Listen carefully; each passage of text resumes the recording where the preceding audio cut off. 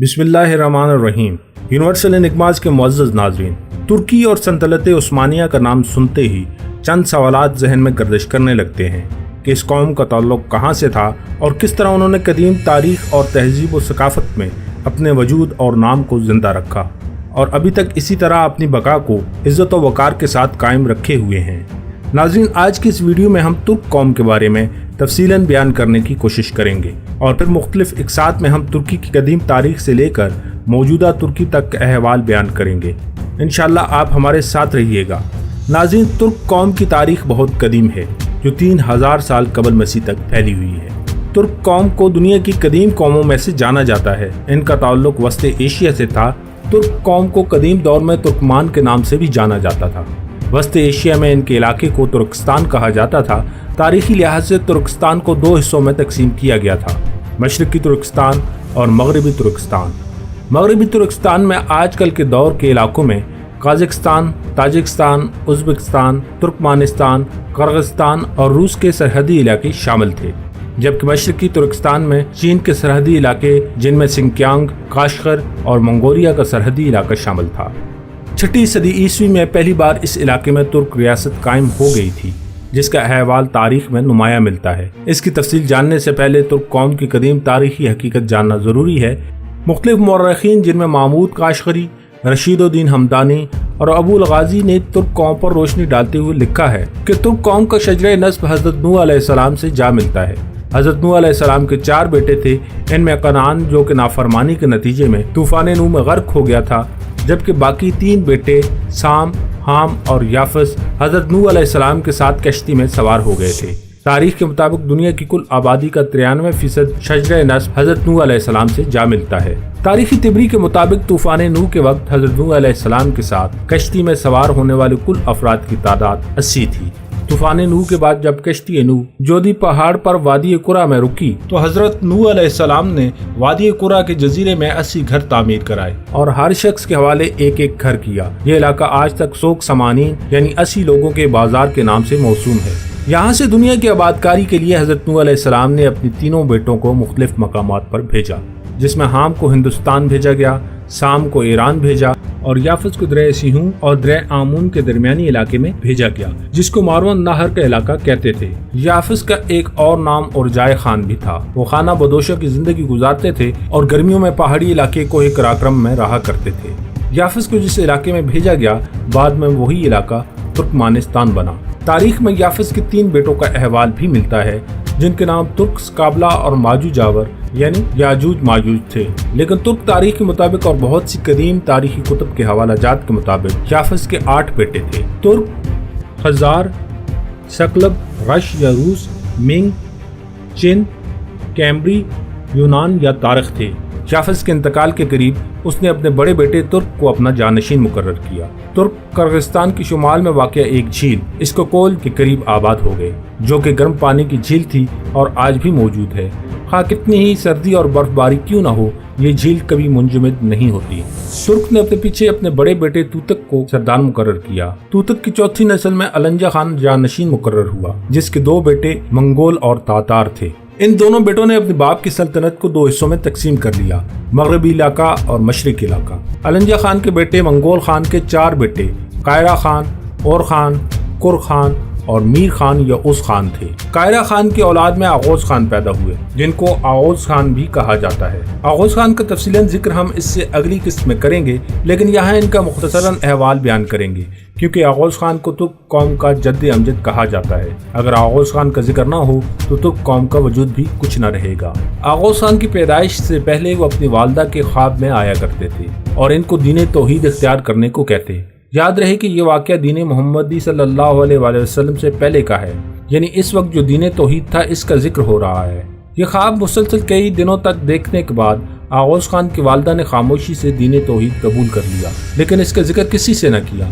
अगले ही दिन आगोज खान पैदा हो गए, इसलिए तुर्क कौम में आगोज खान की वालदा की हैसियत ग्रैंड मदर जैसी है और वो इनको बेहद ताज़ीम देते हैं। आगोज खान ने दीन तौहीद को कभी न छोड़ा।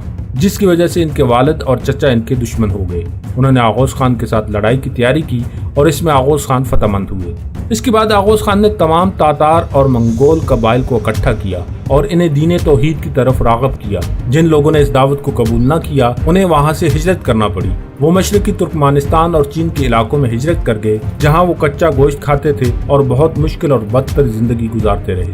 کہتے ہیں کہ بعد میں یہی قبائل تاتار اور منگول کے نام سے ابھرے اور ظلم و دہشت کی ایک داستان دنیا میں رقم کر کے اپنی موت آپ مر گئے۔ لیکن ترک قوم اپنے جد امجد آغوش خان اور اس کی 6 بیٹوں کی اولادوں کے ساتھ پورے ترکمانستان میں پھیل گئے۔ آغوش خان کی تمام اولادیں ان کی 2 بیویوں میں سے تھیں۔ ایک بیوی میں سے 3 بیٹے گن خان، یگنیز خان، آئی خان اور یلدیز خان تھے۔ گن خان کی اولاد میں کائی قبیلہ شامل ہے جو کہ ارطغرل کے بعد ان کے بیٹے عثمان کے نام سے سلطنت عثمانیہ قائم کرنے کا سبب بنے۔ دوسری بیوی کے 3 بیٹے گوک خان، داغ خان اور دنیز خان تھے۔ دنیز خان کی نسل میں سلجوقی خاندان ہے۔ آغوش خان کے بیٹوں کی اولاد میں سے 24 قبائل وجود میں آئے جو کہ بہترین جنگجو تھے اور مکمل تہذیب و تمدن کے ساتھ انہوں نے اپنی پہچان کو برقرار رکھا۔ ترک اپنے سردار یا جانشین کو خان کے لقب سے بلاتے تھے جس کو بعد میں خان کے لقب میں تبدیل کر دیا گیا۔ خان ترک زبان کا لفظ ہے۔ اس کے معنی امیر، رئیس اور بے کے ہیں۔ یہ لفظ قدیم ادوار میں بادشاہوں کا لقب ہوا کرتا تھا لیکن بعد میں امراء اور رئیسوں کے لیے بلایا جانے لگا۔ ایک مدت کے بعد یہ لفظ مشرق وسطیٰ کے سرداروں کے لیے مختص کر دیا گیا۔ خان 100% ترکوں ہی کا لقب ہے۔ اگر ہم تاریخ کا مطالعہ کریں تو خان لفظ حضرت نوح علیہ السلام کے بیٹے یافس کی 5ویں نسل میں النجا خان میں ملتا ہے، جس کے بعد اس کی تمام آنے والی اولادوں نے اس لقب کو اختیار کیے رکھا۔ ترک قوم میں عورت کو ایک خاص مقام حاصل تھا۔ وہ عورت کو خاتون کہہ کر مخاطب کرتے تھے جیسے آئمہ خاتون اور حلیمہ خاتون۔ کرغستان کے علاقے میں ترک قوم کی باقاعدہ سلطنت کا آغاز آغوش خان کے وقت سے شروع ہو چکا تھا۔ آغوش خان نے 40 ترک قبائل کے سرداروں کا ایک بیٹا اور ان کے بہترین جنگجو ملا کر ایک بڑی فوج تیار کی جس نے ترکمانستان میں بہت سے علاقوں کو اپنے قبضے میں کر لیا۔ ترک قوم بہادر اور جنگجو ہونے کی وجہ سے اور اپنی جنگی حکمت عملی کی وجہ سے مختلف علاقوں کو فتح کرتے رہے تھے، لیکن 6 صدی عیسوی میں تاریخ کی کتابوں میں ہمیں خانہ بدوش ترک قبائل کی سلطنت کا حوالہ ملتا ہے جسے ایسٹرن گاک ترک خاگنت اور ویسٹرن گاک ترک خاگنت کہتے تھے، جو چین اور منگولیا کی سرحدوں سے لے کر بحر اسود تک پھیلی ہوئی تھی۔ اس وقت کے بادشاہ کا نام ترک تاتاری کے حساب سے بومن کاغان تھا۔ ترک قوم اس وقت مختلف قبائل میں بٹی ہوئی تھی۔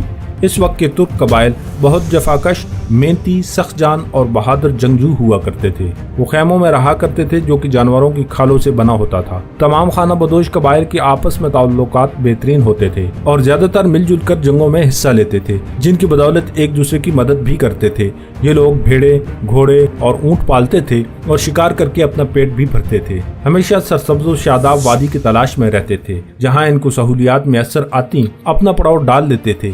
ہمیشہ پانی والی جگہ کا انتخاب کرتے تھے۔ اکثر اوقات موسم کی سختیوں کی وجہ سے مر بھی جاتے تھے۔ یافس کی اولاد میں ترک تک تو دین توحید موجود رہا لیکن آنے والے وقتوں میں بے حیثیت ہو کر رہ گیا۔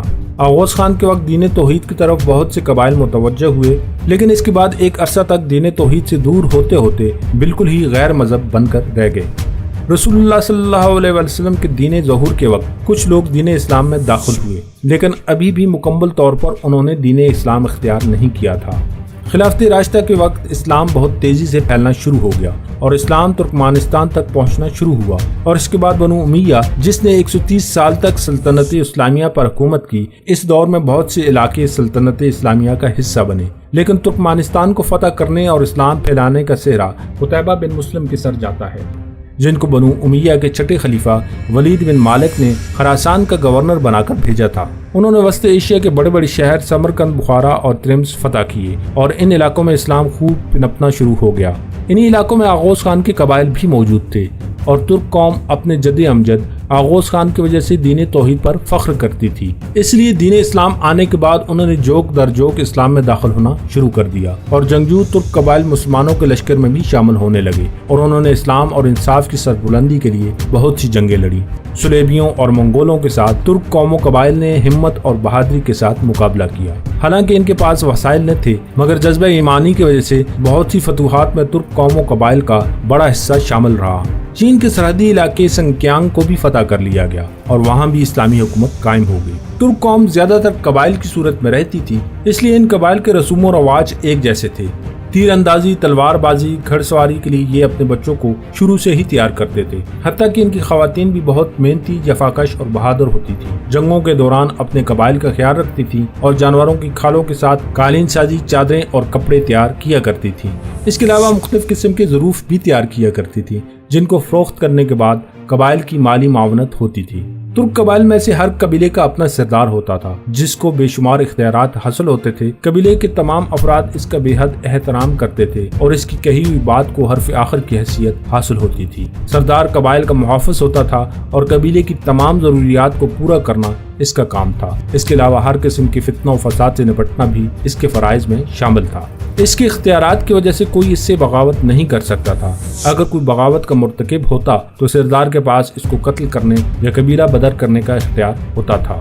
ناظرین، اسی ترک قوم نے اپنے شاندار ماضی کے روایات کو برقرار رکھتے ہوئے دنیا میں ایک عظیم سلطنت کا قیام کیا، جس کو آج ہم سلطنت عثمانیہ کے نام سے جانتے ہیں، اور یہ عظیم سلطنت 600 سال اپنے جاہ و جلال کے ساتھ قائم رہی، جو چین کے سرحدی علاقوں سے لے کر روس، یورپ اور افریقہ تک پھیلی ہوئی تھی۔